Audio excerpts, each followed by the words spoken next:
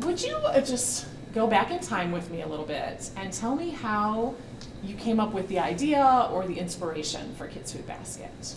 To meet a need, I met a woman. I was working at God's Kitchen, and one of my volunteers told me that she was going to take some juice boxes and some apples or something to Straight School because the principal there had caught a little girl digging through the trash. And when she was addressed, the little girl said she was looking for food to take home to her family, that she had breakfast and lunch at school, but that she didn't have any food for her home. So I went over there and met with Marianne Brezichenko, who was the principal at that time. And she told me that in the interim, she had done some outreach. And at that point, they had 3 West Side schools that could identify 125 children that they knew were at high risk of not receiving an evening meal. So I went back to God's Kitchen and it was a long process because this was the pilot program that I was trying to start just to see if we could actually do it or not. Yeah, there was no money and this and that, but I wouldn't take no for the answer and went and raised my own money to be able to feed kids. Was that something at the time that you realized that need existed or not? I did know about it only because my old boss, who is not there anymore, who is my dear friend now, she had given me an article about this woman in Los Angeles who during the summer knew kids weren't getting fed, good food. So she bought an ice cream truck and was driving around and handing out sandwiches and apples to kids. So I knew that there was childhood hunger, but I certainly never knew that it was here. Once you got that pilot program started, could you see the difference that you were making for these children? Yeah. The impact was immediate. We had teachers and principals reporting better attendance, that the kids could focus more because they weren't wondering, that their lunch that they received at school was not their last meal of the day now, that they were eating a good, solid meal instead of having maybe cookies or chips. Did you ever think when you started with those 125 students that it would grow to 10,000? No, never, ever in my wildest dreams. And Bridget, who is our director now, and I would talk about this, we thought maybe 5,000 kids, in West Michigan even. But then in the middle of like 2008 and 2009, when we had the recession, and then we regrouped because till that point we were only feeding kids in Grand Rapids. But when the pockets of poverty are south of here, then we opened up and started feeding kids there. But I think that we've been successful because we're calculated in our growth. We don't say, there's this many kids, let's go feed them. We say, you have to be able to do this, this, this, and this, and then we can feed your kids. Today, when you look at it, do you feel like you are really making a difference for families and for children? We know we are. Lots of research, lots of data, lots of meeting with kids, meeting with parents, meeting with school administrators. And now we have this wonderful farm here, so we can bring the kids. I love seeing the kids. You go out there, they're planting, they're picking, they're weeding, they're doing it all. They're having a better understanding about nutrition. That's the best part of it. Teaching experience too. Yeah, that, and the way that we're able to have the community help. It's a community problem, and in our wonderful community in West Michigan, it's certainly risen to the task. So I'd like to ask you a couple of questions about your personal story as well. Okay. Because at the time that you founded Kids Food Basket, you were in a wheelchair. How were you able to overcome that to create something so great? You know what? On any given day, I'm not sure that I overcame anything. But in retrospect, when I look back, it was a big process. was in an automobile accident. I was 27 years old. I was engaged, married a year later. My wonderful husband will be married 42 years this year, and obviously married after the accident. But I didn't really feel good enough to do much for about 8 years. I mean, it was that much of a trauma to my body. So when I got married, I thought, well, now I'm a housewife and I don't have to do anything. Well, that lasted for about a month. I got bored. I mean, what am I going to do? Nothing. So I started volunteering at God's Kitchen, coordinating the Meals on Wheels program. And prior to that, before I was injured, after I graduated from college, I was in Lansing. I worked for a lobbyist for the private and colleges and universities. And then I ran a ballot question committee.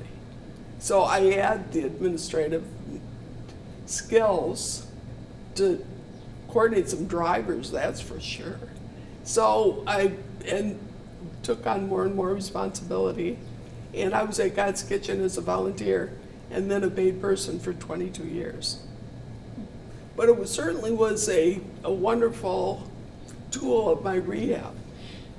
Because now I had a focus, now I had a purpose. It wasn't just, laying around all day. It was that I had a job to do. Do you think that your life changed directions because of that accident? Oh, yeah, definitely. I wouldn't have been as happy as I am today.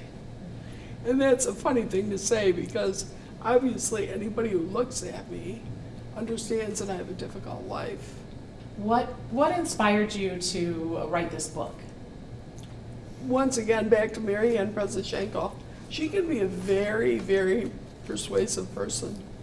So we regrouped to celebrate 20 years of Kids Food Basket when we got our own 501c3 and knew that we were dedicated to feeding kids. We got back together and did a video. And during that time, she said to me, "You need to write your memoir." And I said, "It sounds like a lot of work to me. I don't think so." But the tipping point was that she explained to me that during the pandemic, that she knew 3 people that committed suicide. And she said there's a lot of hopelessness out there. And she said yours is a story of hope. So you need to tell it. And I said, all right. But I don't pretend to be a writer. And so that's where Lisa came in and helped take my thoughts, my actions, my experience and put it on paper and make it interesting. And Lisa, let me ask you a question too.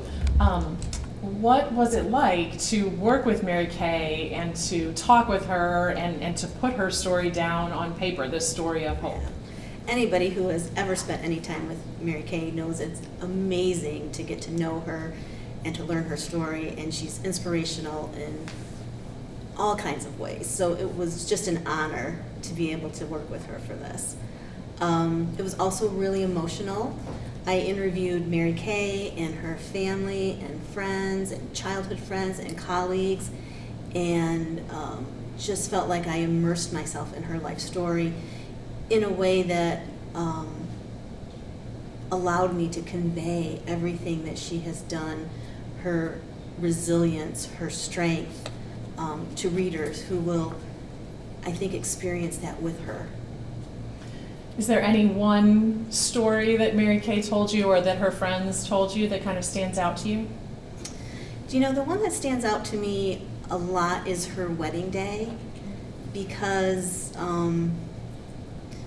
I think, a year after her recovery began, she was planning a wedding and getting married. And there's one point in the book where we say, my life story is truly a love story.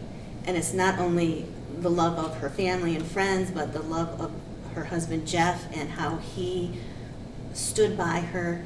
And on that day, just the whole ceremony was meaningful. and her family and friends, 400 people, came and just celebrated her and their love and their future together. And that hope for the future is just amazing. Excellent. What do you think is the message that you guys want people to get from this book? Well, I always think, and I say this, is don't take no for an answer. If you know something's important and you know that you can find like-minded people to help you in your effort, don't take no. Because they told me no, and I said, well, I don't think so. Just because I knew it was important and I knew that I could do it. I always say feeding children isn't rocket science. You know, you've got volunteers on one side, you've got the good food, put it together, and we could talk about childhood hunger until we're blue in the face. Or we could do what I did and make a sandwich and feed a kid. And can I add that I think what you'll read about when you read her life story in What I Can Do is that she really did focus on not what she lost, but on what she still had, what she still could do. And in both small, everyday ways and magnificent ways, she used that to create a life full of laughter, love, and purpose. No wonder I'm so tired. I love it. Now, tell people how they can get this book. Well, true to form, there are some supply chain issues. I was calling it the supply train. Anyway, we should have copies of the book right around New Year's. But people can go to her website and pre-order the book, and it will be shipped as soon as those paper shortages are resolved. And if they order directly from her website at marykhoodhood.com, then a higher percentage of the proceeds will go to support Kids Food Basket.